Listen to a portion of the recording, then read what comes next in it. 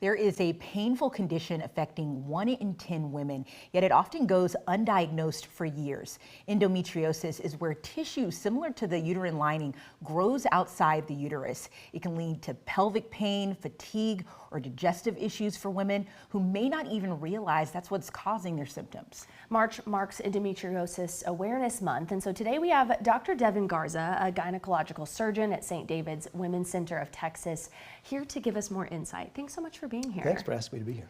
So talk to me a little bit. We listed off some of the symptoms, but how does this show up and how does this affect the lives of people who are dealing with endometriosis? Big question. The shortest answer is that women of reproductive age are at the highest risk for this condition called endometriosis, which can start literally in adolescence. We don't have all of the answers on exactly how women get endometriosis, but we do know that there's conditions that can even start as early as when they're born, where the condition is destined to become this type of aberrant endometrial type expressed tissue that causes pain. The way it affects most women, with symptoms, it's going to be terrible cramps, painful sex, painful bowel movements. Then you mentioned some of the other less common, but they're very frequent as well. Fatigue, digestive issues, things of that nature. But then there's that whole concept of the spectrum of endometriosis where some women have no symptoms. Estimated about 11% of all women have it. But when you start to become symptomatic, that incidence for that particular patient goes up significantly. So some women don't know they have terrible endo until they can't get pregnant. And that's another possibility, is fertility issues. So a lot of those symptoms that we're talking about, women may be sitting at home going, I experience some of that every month. So how do you tell when it's something more serious than just, typical period symptoms? That's part of the problem with the diagnosis, is because the symptoms don't have to necessarily reflect in severity the presence of endo. In other words, terrible amount of disease may not have a lot of symptoms. Minimal or moderate disease may have debilitating symptoms.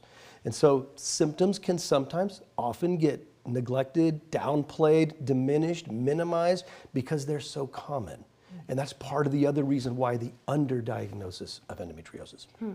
You talked about a lot of times women will realize they have this because of fertility issues.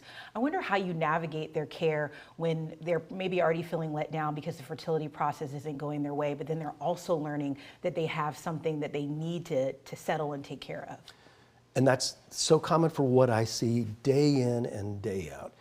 Doing hundreds of these type of surgeries where we're trying to help the patient treating the disease by getting the disease out of the body, not just managing symptoms of the disease. So when fertility becomes an issue, that whole aspect for the patient becomes even that much more concerning. I should have reported these symptoms, or I did report these symptoms and nothing was ever done. So certainly a significant degree of heartbreak, but also so much hope. So much hope is also on the horizon once we get that diagnosis. You mentioned the surgeries. Is that the treatment? How does someone handle endometriosis if they do get a diagnosis? Treatment of the condition versus management of symptoms is a very important concept to look between. For example, if you have an eyelash on your eye, we can manage what it feels like by putting eye drops in your eye, but you're not getting to the root of the problem and getting the eyelash off of your eyeball.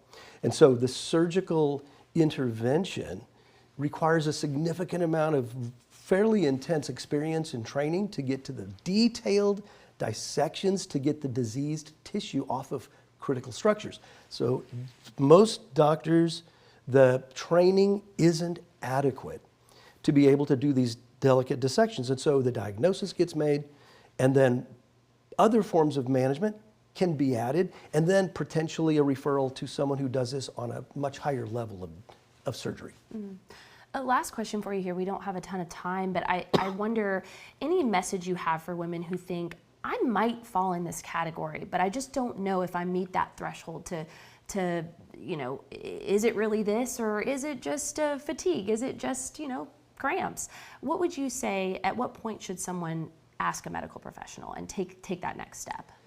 At any point that you become concerned, have that discussion with your gynecologist and advocate for yourself.